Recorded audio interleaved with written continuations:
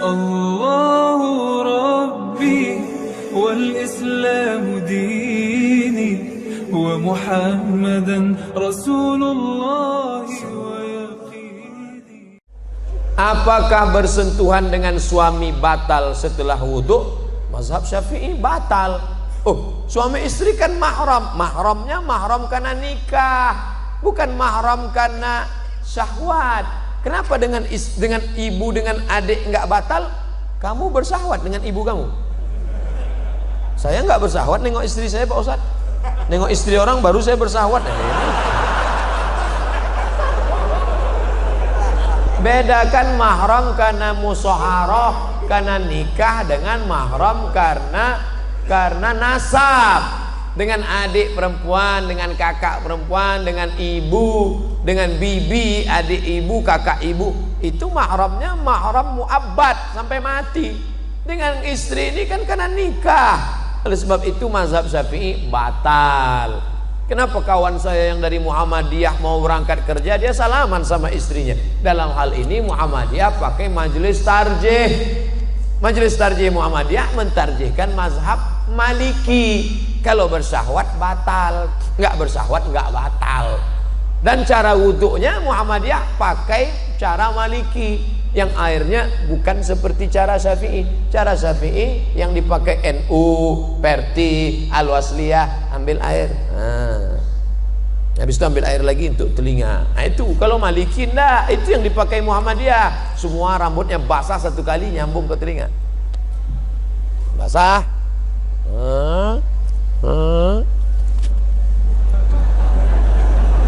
Satu kali. Cara wuduknya cara wuduk Maliki, batalnya juga cara batal Maliki. Itu yang dipakai Muhammadiyah. Saya tetap pakai mazhab Syafi'i, tapi saya enggak menyalahkan kawan saya yang pakai mazhab Maliki. Apakah hukum menahan angin saat sholat? Hukum nahan kentutnya itu makruh, sholatnya sah. Hukum nahannya itu makruh, sholatnya tetap sah. Tapi kalau antum sopnya di belakang, ya lepaskan aja. Daripada antum tahan sampai 4 rakaat loh. Orang salam, assalamualaikum warahmatullah, assalamualaikum warahmatullah, astagfirullah, astagfirullah. Ente enggak? Alhamdulillah. Ustadz, sebenarnya bagaimana konsep kepemimpinan yang benar dalam Islam? Islam enggak membahas masalah kepemimpinan. Siapa bilang? Dalam Islam ada namanya fikih sholat, zakat, puasa, fikih ibadah. Ada namanya masalah gadai, menggadai, pinjam, meminjam, jual beli, fikih muamalah. Ada masalah tolak, rujuk, khulu, fikih munakahah. Ada masalah ngangkat pemimpin, jatuhkan pemimpin, namanya fikih siasah. Kalau Syekh Qardawi menyebutnya min fiqhid daulah. Kalau Ibnu Taimiyah menyebutnya as-siyasah asy-syar'iyyah. Kalau yang paling tua ditulis oleh Imam Al-Mawardi, meninggal tahun 450 Hijrah. Judul kitabnya Al-Ahkam As-Sultaniyah. Sudah diterjemahkan ke bahasa Indonesia. Judul aslinya Al-Ahkam As-Sultaniyah, hukum-hukum mengangkat pemimpin. Syaratnya 2. Innallaha ya'murukum an tu'addul amanat, amanah. Wa idza hakamtum bainan nasi an tahkumu bil adl. Amanah, adil. Kalau dia amanah, dia adil, baru masuk ayat berikutnya. Ati'ullah wa ati'ur rasul wa ulil amri minkum. Kenapa ati'u cuma 2? Ati'ullah, ati'u rasul, ati'u ketiga enggak ada. Apa maknanya? Kamu taat pemimpin selama pemimpin itu taat kepada Allah dan Rasul. Begitu kaitannya. Pak Ustadz mau bertanya tentang reunian. Sekarang ini kan lagi banyaknya acara reuni. Gimana hukumnya bila reuni tidak bawa istri? CLBK, cinta lama bersemi kembali. Setelah 20 tahun gak ketemu, begitu ketemuan, dulu aku pernah naksir sama kamu loh. Masa sih? Dulu kita kan nggak berani ya. Iya, nomor berapa suami nggak ikut, istri jalan sendiri. Kalau mau reuni juga, suami ikut, istri ikut, ngomongnya harus bareng sama. Jangan sampai, ingat, setan tidak pernah mengajak ayo berzina, enggak. La tattabi'u khutuwatis syaitan. Jangan ikut langkah-langkah setan. Dari mana langkah setan? Nazratun, pandangan. Setelah nazratun, fabtisamun, senyum. Setelah senyum, fasalamun, hai. Setelah salam, fakalamun. Sudah berapa anaknya? Suaminya kok enggak ikut. Setelah salam, fakalam. Setelah itu, famau'idun, janjian. Ini enggak enaknya orang ramai. Besok kira-kira bisa makan siang enggak? No free lunch, tak ada makan siang yang gratis. Bisa lihat foto suami kamu, udah ada di FB mas. Lihat, masih gantengan aku ya. Terjadilah apa yang terjadi. Famau'idun faliqa'un, perjanjian dan pertemuan. Ingat, dulu ada kenakalan remaja, sekarang kenakalan orang tua.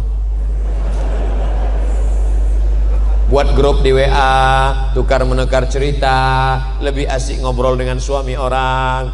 Akhirnya tepok jidat, gak ada angin, gak ada hujan. Aduh, astagfirullah. Kenapa mas? Ingat mantan. Assalamualaikum Pak Ustadz, mohon doanya Pak Ustadz, tanggal 10 Desember nanti saya ingin menikah. Alhamdulillah. Barakallahu lakum wa baraka alaikum wa jama'i bainakum bi khair. Maka mohon saran Ustadz bagaimana menjadi pemimpin keluarga yang baik menurut syariat Islam. 1. Kau pahami bahwa istrimu itu dipertemukan Allah dengan engkau. Kau katakan nanti kepada dia, Adinda, aku tak pernah mencarimu, kau pun tak pernah mencari aku. Allah sudah mempertemukan kita. Apa jawab istrinya? So sweet mas. Yang kedua, kalian adalah makhluk yang berbeda. Yang satu dari planet Mars, yang satu dari planet Venus. Sama-sama mau makan telur ayam, tetap beda. Yang satu mau mata sapi, yang satu mau telur dadar. Maka kalian diikat oleh dua. Apa yang mengikat? Wa ja'ala bainakum mawaddatan wa rahmah. Kalau ada salat malam ini yang datang pasangan-pasangan umur 70, 60, apa yang membuat mereka masih bergandengan tangan? Rahmah. Mawaddahnya sudah tidak ada. Apa itu mawaddah? Physically, rambutnya, matanya, kulitnya, fisik. Tapi rahmah menutupi kekurangan. Kenapa kau nikahi dia? Karena dia kaya. Kenapa kau nikahi dia? Karena dia bangsawan, bangsa yang hidup di awan. Kenapa kau nikahi dia? Karena dia cantik. Tapi setelah menikah yang kau lihat hanya kekurangannya. Kurang tinggi, kurang putih, kurang kaya, kurang mancung, kurang. Hunna libasul lakum wa antum libasul lahun. Mereka jadi pakaian bagimu dan kau jadi pakaian mereka. Tutupi aib, cacat, kekurangan. Kenapa Ustadz Somad malam ini pede ceramah? Karena ada pakaian. Pakaiannya luar biasa, ittihad Islamic Center. Pakai sorban, pakai peci, maka pakaian. Jadilah kau pakaian. 4. Litaskunu ilaiha. Dia menenangkan hatimu, engkau menenangkan hatinya. Ingat bagaimana seorang sahabat ketika anaknya mati, meninggal dunia. Dia datang pulang ke rumah, Ummu Salamah memasakkan. Setelah itu dia berikan kepada suaminya. Setelah Abu Salamah kenyang makan, barulah Ummu Salamah cerita, Mas, ada yang mau ku sampaikan. Apa ceritanya Adinda? Anak kita mati. Biarkan dia makan, dia tenang. Ini belum apa-apa. Mas, kenapa mati lampu? Gimana dia mau tenang? Litaskunu ilaiha. Yang keempat, dia menjadi tanggung jawabmu dunia akhirat. Dulu kau sendiri saja usolli sunnatat tahajud, tapi sekarang kau sudah ada gerbong satu di belakang. Siapa dia? Istrimu. Maka nanti malam, hari ini akad nikah, nanti malam usolli sunnatat tahajud raka'ataini imaman. Makmumnya siapa? Istrimu. Kau ambil air, kau bangunkan dia untuk tahajud. bangun. Itu kalau nikahnya udah 20 tahun. Tapi bagi yang baru nikah kemarin, oh, wake up my honey, wake up my darling. Wah, dia bentang gelar sajadah di depan. Apa judul kita malam ini? Di bawah mihrab cinta. Allahu Akbar. Sampai salam nggak bunyi. Loh, Kanda, kenapa engkau tidak bersuara? Ada apa gerangan? Adinda, bersyukurlah pada Allah, kebetulan kau dapat imam silent. Ya Allah, aku bersyukur kau sudah kirim seorang imam bagiku. Masalah dia bunyi nggak masalah. Ntar lama-lama bunyi juga. Yang kelima, dia menenangkan hatimu. Yang kelima, hasil dari pernikahan kalian yang berwudu, yang soleh, lahirlah anak-anak waladun salihun, yang mendoakan sampai mati. Jadilah kau pemimpin rumah tangga. Nanti setelah menikah, ajak istrimu pengajian. Betapa indahnya kalau istri hobi ngaji, suami ngaji. Tapi kalau suami mau hobi ngaji, istri mau karaoke. Oh, Pak Ustadz, saya mau bertanya bagaimana cara mengatasi mereka yang matre. Nah, kan ini baru aja disebutlah muncul. Dek, ayo ngaji yuk. Enggak mau. Aku mau lu punya suami macam kamu, Mas. Pakai koko, pakai sarung, jadul. Ini matre. Gimana mengatasi istri yang matre, sering-sering bawa ziarah kubur? Kalau perlu 3 kali sehari, pagi ziarah, siang ziarah, malam ziarah. Biar ingat mati. Nada dering panggil dia tuh jangan sholatullah, salamullah, jangan lagi. Jangan lagu sholawat, lagi apa? Mati orang mati orang. Jadi dia ingat mati aja. Bagaimana cara mengatasi mertua yang matre? Oh, patut anaknya matre, mertuanya matre. Pak, Bapak, besok kita buat arisan keluarga ya Pak. Kita ada pengajian ya. Ya. Siapa ustadznya? Kita undang Ustadz Dery Sulaiman. Judulnya apa? Orang kaya mati. Ceritakan. Jangan kamu yang menasehati mertuamu. Jangan pulang dari sini, bapak mertua, ibu mertua duduk sini. Assalamualaikum warahmatullahi wabarakatuh. Kullu nafsin dha'iqatul maut. Semua yang bernyawa pasti akan mati. Nggak masuk. Lidahnya lidah orang lain, tapi pesannya lewat mulut kamu. Ustadz Dery, ya, bisa datang ke tempat kami hari Ahad nanti. Kita buat tablik akbar pengajian, bukan cuma keluarga, ramai lingkungan. Oke, judulnya mati. Oke, insya Allah kita bahas mati. Insya Allah setelah buat pengajian nanti, dibantu dengan doa tahajud malam, orang mertua antum berhenti matre dan dia akan manggil antum sini. Rumah-rumah kos yang sana ambil untuk kamu. Tak ada gunanya. Kenapa begitu Pak? Aku sedang dililit utang sekarang.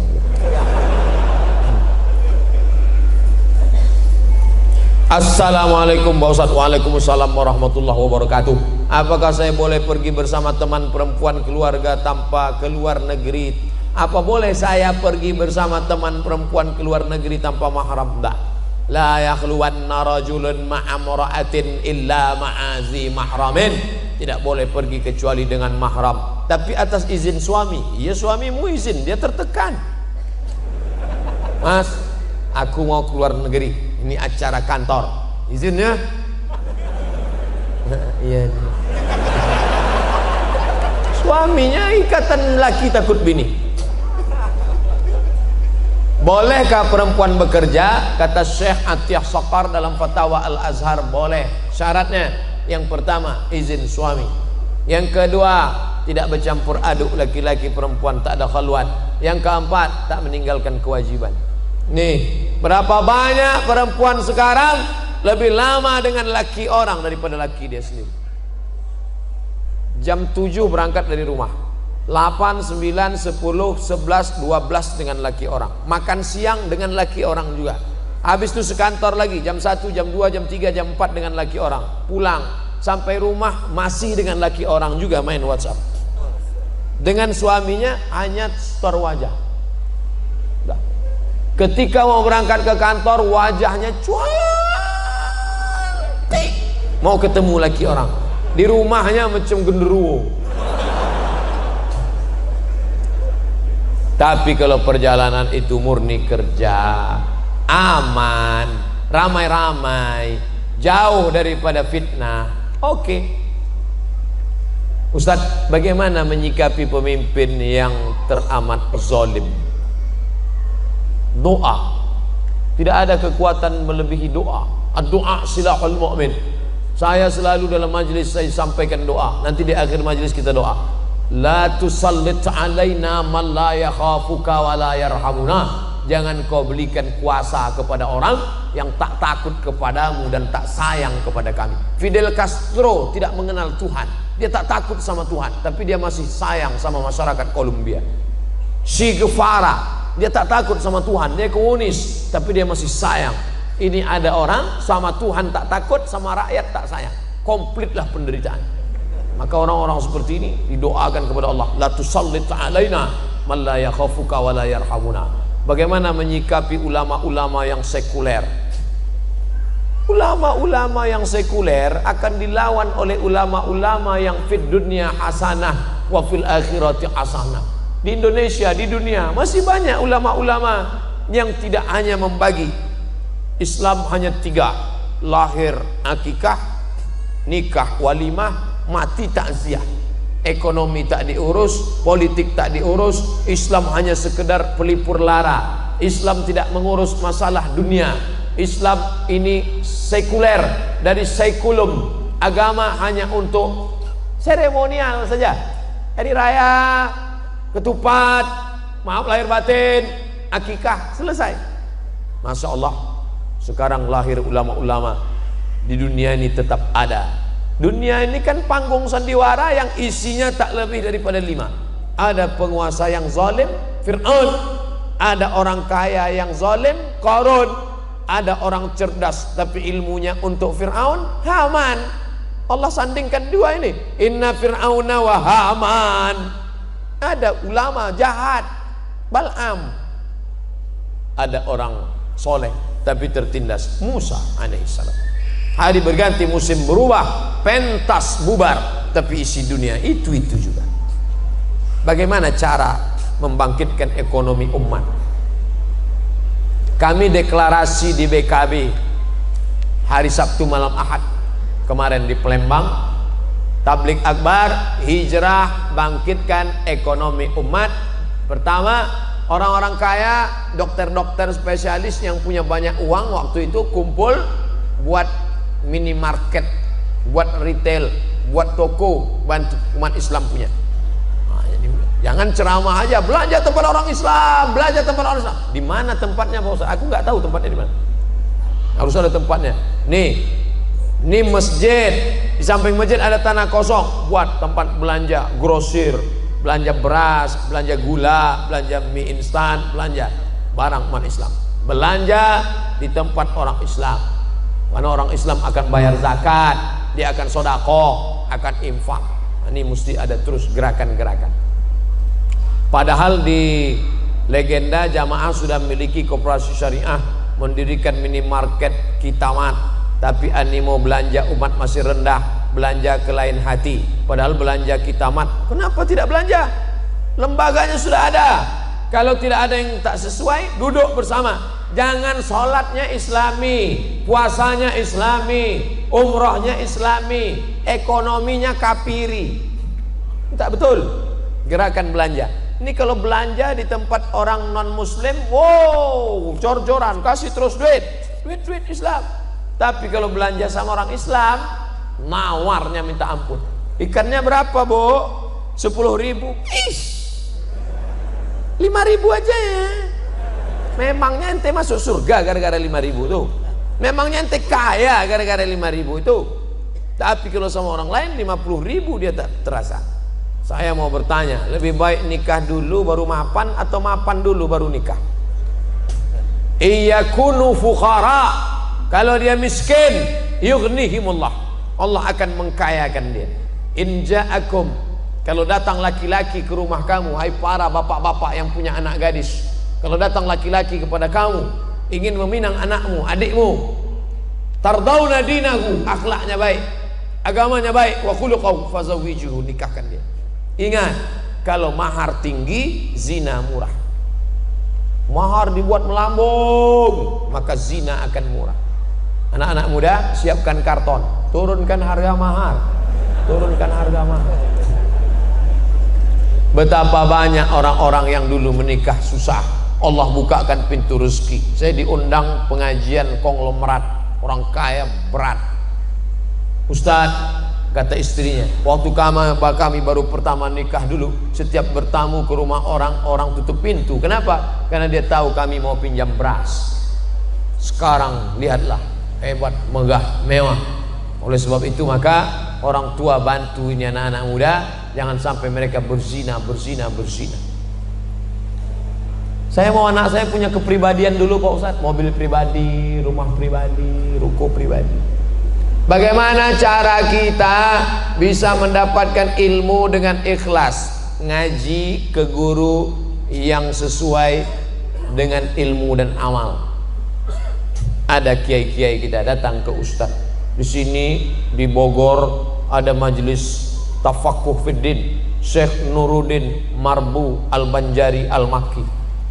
Semua sanad-sanad kitab mazhab Syafi'iyah ada kepalanya. Murid langsung dari Syekh Muhammad Yasin bin Isa Al-Fadani. Saya pergi ketemu Syekh Ali Jum'ah. Syekh ajiz nih, kasih saya ijazah Syekh. Ajaztuka jami'a marwiyati wa kutubi wa mu'allafati. Aku ijazahkan kepada engkau semua kitabku, semua zikir-zikir, semua kitab-kitabku, semua hadis-hadisku, kuriwayatkan untukmu semuanya. Dikasihnya kitab ijazah. Saya tengok dari mana Syekh Ali Jum'ah ngambil ijazah. Ali Jum'ah dari Syekh Muhammad Yasin bin Isa Al-Fadani, salah satu gurunya, banyak guru-gurunya yang lain. Syekh Muhammad Yasin bin Isa Al-Fadani, salah satu muridnya adalah Syekh Nuruddin Marbu Al-Makki. Nanti akan diundang tabligh akbar kemana? Panggil, belajar, ambil. Bukan saya menafikan kiai-kiai yang lain, mungkin saya tak kenal, mungkin saya tak tahu. Belajar dari kiai-kiai kita yang mukhlisin, yang baik, amalkan. Gak paham nanya, fas'alu ala dzikri in kuntum la ta'lamun. Banyak di daerah Parung, banyak kiai-kiai, habib-habib. Bagaimana cara mensucikan hati dari sifat-sifat yang mengotori hati kita Pak Ustaz? Lihat dulu, kotornya apa? Penyakitnya apa? Gak bisa main pukul rata semua nih, enggak. Hasad misalnya, jadi contoh hasad dengki. Ngelihat orang mobil baru, kumat jantung koroner. Gimana caranya? Pertama, ucapkan selamat, salam sama dia, ucapkan selamat. Selamat ya. Oh itu berat tuh. Kita umurnya sama, kerjanya sama, main bareng, tapi dia nikah duluan. Nah, itu mengucapkan selamat tuh berat. Selamat ya. Maka ucapkan selamat. Barakallahu lakuma wa baraka alaikuma wa jama'a bainakuma fi khair. Nah, yang kedua, doakan dia. Ini jangan lupa doakan dia. Selesai sholat, ya Allah, ini temanku baru aja menikah. Aku nggak terlalu sakit kalau dia menikah, ya Allah. Yang ku sakitkan, aku suka sama istri dia itu. Tapi dia Valentino Rossi, dia salib aku duluan. Ganti yang lebih kaya, lebih cantik daripada itu, ya Allah. Jangan kuat-kuat, nanti dengar teman sebelah. Oh, ente ada hati ya kan. Pertama, doakan dia langsung. Yang kedua, doakan dia daripada jauh, dari rumah, dari mana jauh. Yang ketiga, minta kepada Allah. Selesai wudhu, wudhu zahir sudah, batinnya Allahumma ja'alni minat tawabin waj'alni minal mutatahhirin, sucikan hati. Waj'alni min ibadikas shalihin. Bagaimana menyikapi seorang kakak yang nanti jadi teroris, mau ngebom? Dan saya sering kali dikatakan yang pakai baju syar'i itu suka ngebom. Menyikapi seorang kakak yang nanti melarang adiknya untuk datang ke majelis taklim dengan alasan nanti jadi teroris. Jangan ikut pengajian Ustadz Somad, itu Ustadz teroris. Jangan ikuti kajian Ustadz Dery Sulaiman, itu teroris. Jangan ikuti kajian Ustadz Kiai Haji Dr. Khalil Nafis, itu teroris. Kamu setan. Mana yang lebih bahaya mas, setan apa teroris? Ini orang dia salah persepsi. Dari mana dia salah persepsi? Salah informasi. Kenapa dia salah informasi? Dia nggak mau tabayun. Yang teroris itu mana? Mana teroris itu? Mana teroris? Oleh sebab itu kamu hadiri pengajian. Kalau dia nggak mau ke masjid, kamu share. Dia punya nomor WhatsApp kan? Kasih video ceramah Ustadz Abdul Somad. Ini yang kamu bilang teroris, kirim sama dia sebanyak. Antum kirim 5-10 video. Nanti satu kan dia dengar, ya ini teroris nih. Ah, ini wajahnya kan wajah teroris. Menurut kamu ciri teroris itu apa mas? Teroris itu berjenggot, berbulu. Sekarang ada teroris yang nggak ada bulunya sama sekali. Asun Wiratu. Teroris, the real teroris. Asun Wiratu. Yang ngomong siapa? Majalah Times Amerika. Jadi ternyata teroris ini harus didudukkan masalah. Saya pernah dengar di salah satu kajian dikatakan saat itu bahwa rahmat Allah ada 100, yang 99 diantaranya disimpan Allah, satu rahmat diturunkan Allah. Apakah itu benar? Inna lillahi tis'atan, inna lillahi mi'ata rahmah. Allah punya 100 rahmat, lalu diturunkannya satu. Yang satu rahmat itulah rebut-rebutan antara kita dengan gajah.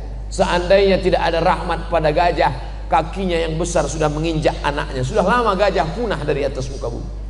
Seandainya rahmat tidak ada pada harimau, harimau bertaring yang lapar melihat anaknya merah, sudah dia terkam anaknya. Sudah lama harimau punah. Tapi harimau punah bukan karena induknya, tapi karena orang yang tidak ada rahmat di hatinya. Dia kuliti itu harimau. Tidak ada sampai hari ini babi memakan anaknya, walaupun babi itu brutal, haram, tak ada. Kenapa? Ada rahmat di hati babi. Tapi ketika manusia tak ada rahmat dalam hatinya, anak kandungnya dia buang dalam kresek, dia masukkan ke botol, dia campakkan ke sungai, dia campakkan. Tak ada rahmat dalam hatinya. Makanya hadis musalsalat bil awwaliyah. Semalam saya satu majelis dengan Habib Umar, saya salaman, Ustadz Ajizni musalsalat bil awwaliyah. Setiap meriwayatkan hadis ke murid, pasti hadis ini yang diriwayatkan. Haddatsani syaikhi an syaikhi syaikhi an syaikhi muttasil bis sanadil muttasil ila sahabil jalil Abdullah bin Amr bin As anin Nabi sallallahu alaihi wasallam ar-rahimuna yarhamuhumur rahman irhamu man fil ardi yarhamukum man fis sama.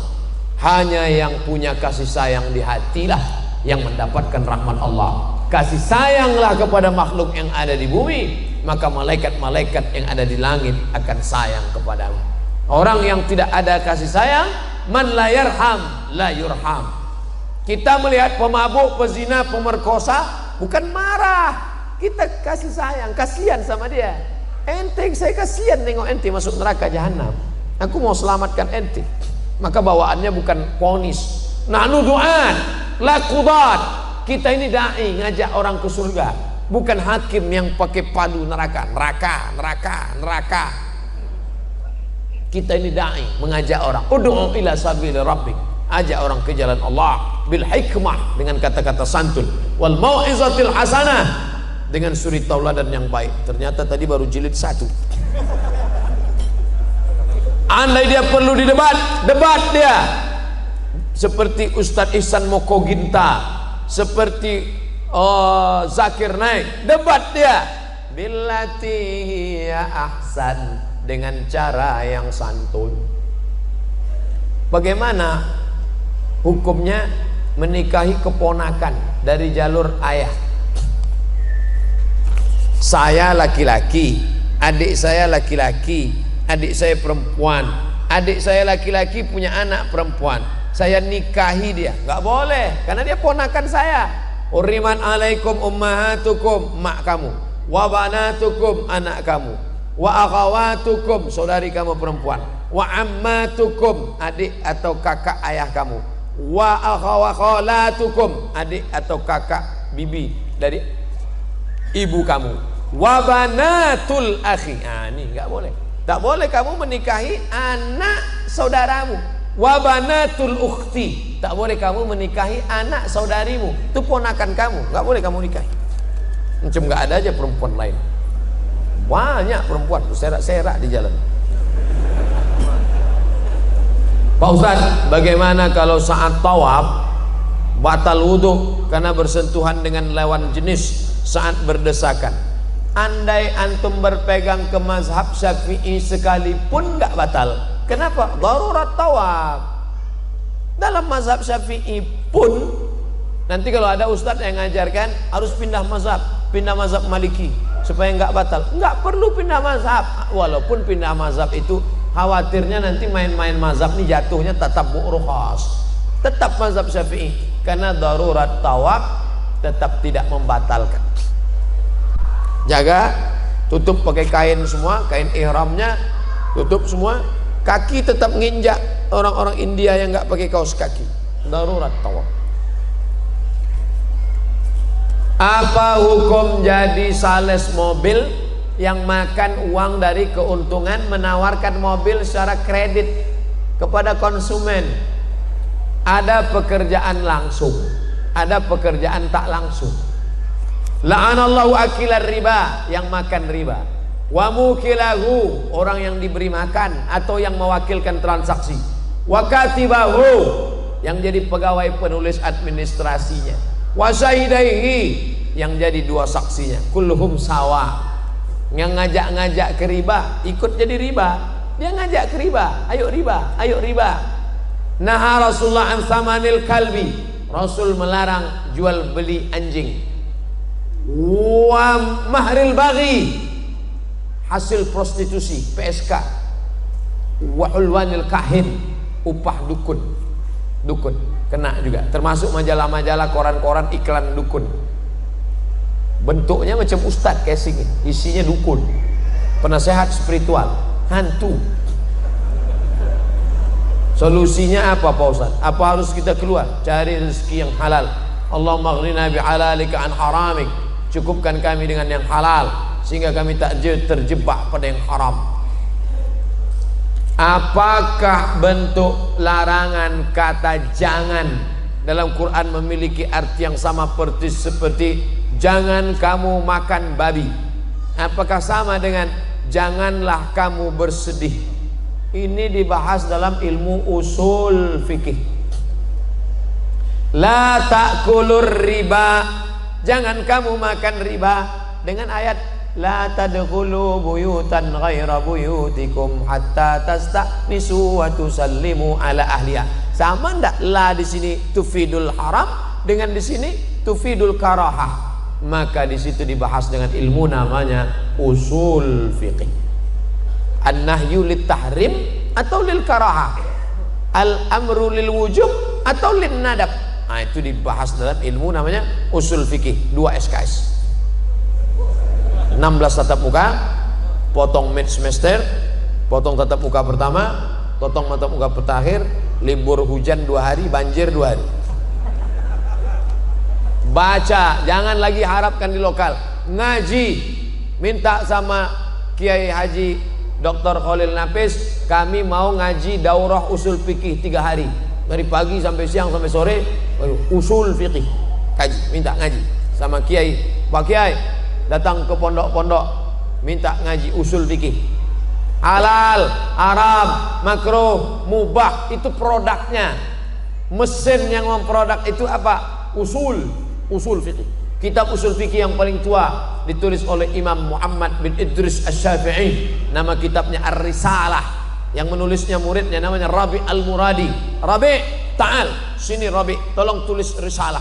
Rabi pun mengambil pena, dia tulis risalah 300 halaman tanpa laptop.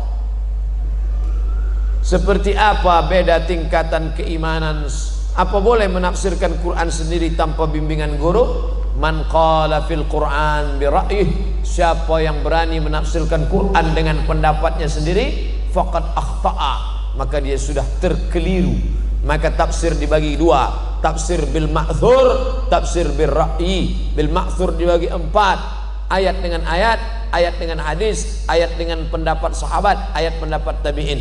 Bil ma'thur terbagi dua, bil ghairil ma'thur terbagi dua, bil ra'il mahmud, bil ra'il mazmum. Maka yang mahmud terpuji boleh, yang mazmum tercela, maka mesti berguru. Man la syaikha lahu fasyaitanu syaikhuhu. Siapa yang tak berguru, setan gurunya. Hadisnya sahih tapi pemahamannya sakim karena dia tak berguru. Seperti apa beda tingkatan iman jamaah biasa dengan ulama zaman seperti antum? Ana bukan ulama, ana ustad. Kan sudah dibilang tadi ustad. Seberapa jauh lagi beda keimanan dengan imam 4 mazhab. Al-iman yazid wa yanqus. Iman itu bertambah dan berkurang. Maka kalau mau dibandingkan iman, seandainya ditimbang iman Abu Bakar dengan iman umat ini, tak bisa setengahnya, kata Nabi SAW. Yazid bertambah, ngumpul dengan orang baik, bersama orang baik. Yazid di tempat yang baik. Yanqus, kumpul dengan orang tak baik, membahas yang tidak baik. Di tempat yang tak baik, no signal.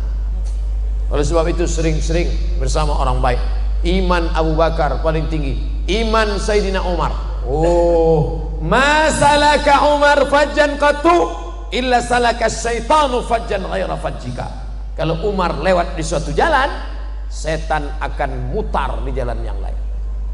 Takut dia saking hebatnya iman Umar. Kalau kita satu trayek, satu oplet sama setan. Oleh sebab itu maka kita pertebal, kita perkuat iman dengan banyak-banyak ibadah kepada Allah, menguatkan tauhid sifat 20, wujud, qidam, baqa, mukhalafatul awadis, qiyamu binafsi, wahdaniyah, ngaji sama kiai, ngaji sama buya. Lalu setelah itu kemudian memperkuat dengan amal, karena iman tanpa amal tak tumbuh, dia mati, dia sama seperti benih yang tak tumbuh. Ila ustazinal karim Abdus Somad, dumtum fi khairin wa barakah, amin ya rabbal alamin.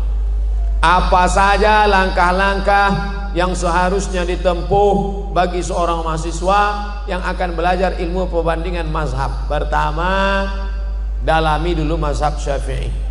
Dari mulai yang bawah, Matan Abi Syuja, lalu kemudian kitab-kitab bawah, I'anatul Talibin, Fathul Qarib, Fathul Mu'in, naik kemudian Mahalli, ke guru-guru kita masing-masing. Ada perbedaan sedikit antara mazhab Azhar dengan manhaj pondok-pondok di Indonesia, tapi rata-rata kitab itu yang dipakai. Lalu kemudian kitab Imam Nawawi, Raudatul Talibin, Al-Majmu' Syarah Muhazzab. Nah, ini kuasai dulu mazhab Syafi'i. Habis itu baru mazhab yang lain melalui kitab perbandingan mazhab. Yang paling tua ditulis oleh Ibnu Rushd, Bidayatul Mujtahid wa Nihayatul Muqtasid. Yang lebih sistematis, simple, yang zaman sekarang ditulis oleh Al-Jaziri, Al-Fiqh 'alal Madzahibil Arba'ah. Yang lebih besar lagi, lebih banyak, lebih cabangnya lebih komplit, ditulis oleh Syekh Wahbah Zuhaili, Al-Fiqhul Islami wa Adillatuh, Islamic Jurisprudence and Evidence. Nah, ini perbandingan mazhab. Kuasai tapi berguru tetap. Kalau nggak paham nanya, Syekh, Ustadz, apa sih kaul azhar, kaul zohir, kaul sohih, kaul asoh? Istilah-istilah mazhab itu dibahas di muqaddimah kitab Al-Fiqhul Islami wa Adillatuh. Jangan baca terjemah. Jangan baca terjemah. Untuk pemahaman umum oke, tapi kalau untuk mengajar tak bisa terjemah. Harus baca kitab aslinya. Bapak-bapak ibu yang untuk diri sendiri tak masalah, baca buku terjemah. Tapi kalau untuk mengajar, karena banyak kata-kata yang mewakili satu kata bahasa Arab punya 10 wajah, yang bisa diucapkan si peterjemah satu, padahal kata-kata itu punya wajah yang lain. Apakah dengan menikah yang kita statusnya masih seorang mahasiswa itu akan memberikan semangat dalam belajar, atau malah sebaliknya?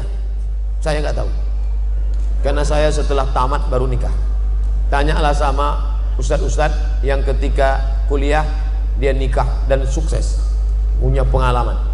Bagaimana menurut pandangan Pak Ustadz? Ini kan ilmu bukan teori. Nanti saya katakan kamu nikah aja, nanti makin nikah IP kamu bisa 4, tahu-tahu IP-nya 2,0. Ustadz dulu, oh saya setelah selesai. Saya selesai kuliah, selesai S1 di Mesir, selesai S2 di Maroko, pulang baru menikah. Tapi kalau antum, kemarin saya ke Mesir, banyak mahasiswa-mahasiswi, orang tuanya mapan, boleh nggak kami nikah Pak Ustaz? Oke. Terus belanjanya gimana? Gabungkan antara kiriman bapak kamu sama bapak dia. Bapak-bapak kan jadi banyak.